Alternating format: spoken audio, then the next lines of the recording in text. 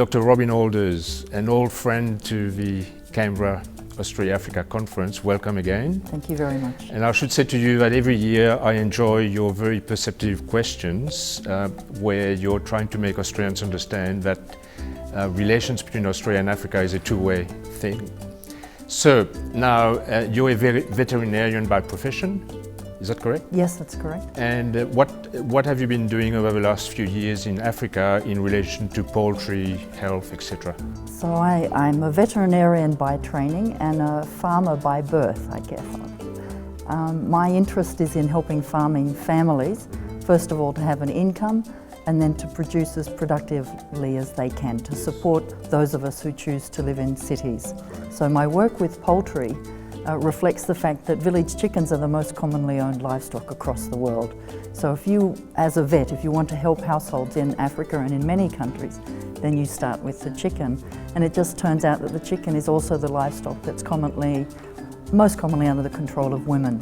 Yes. And so it's a wonderful asset for them, and if you're able to stabilise the population of chickens, options for women then increase significantly. And one of your major contributions has been in relation to Newcastle disease in Africa. Could you please tell us briefly about that? I've been very fortunate to work with a number of governments in Africa with support also from the Australian Centre for International Agricultural Research. So working with a team of people that's helped to develop a thermotolerant vaccine, a vaccine that doesn't always have to be kept constantly cold, getting that out to the communities on a cost recovery basis so that it's going to be sustainable, working with community vaccinators to be able to then deliver that vaccine to farmers who wish to pay a small fee to enable that vaccinator to keep working. Yes, well, we were impressed with your film last year where you showed the vaccination just takes a couple of eye drops, yes. Which is amazing. But as a farmer and being attached to the land, and what do you see as the similarities between the farmers in Australia and the farmers in Africa? Farmers are wonderful people wherever you meet them. They keep you very honest. And what we know between Africa and Australia, we were once one continent, and our agroecological systems are very similar. We work with old soils, leached soils, and we have a lot of rangeland, a lot of area that has evolved with people and with animals over a very long time. We know that some of the agriculture here in Australia has benefited from the introduction of African grasses, certainly of African livestock lines that have been very beneficial, particularly in the north of Australia.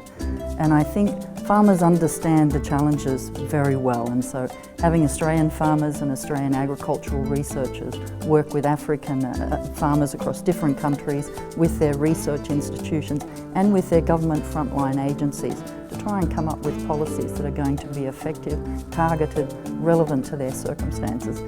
It's wonderful applied research.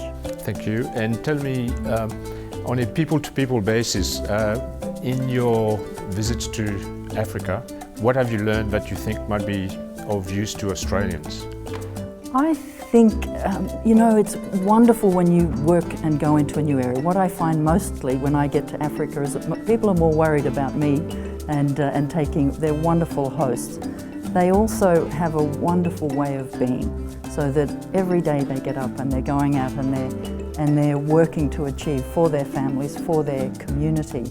And I think it would be lovely to enhance that understanding, to bring people and individuals together, to understand that the challenges we face are often very similar. And if we work together on solving those problems, it's all going to work out much better for all of us. Thank you very much, Robyn Alders, AO, I should say. Thank you, you're a great champion of Africa in Australia, and I wish you the best of luck with selling Africa to Australians. Thank you very much. It's a pleasure, and I think it's a relatively easy task. Thank So you very much.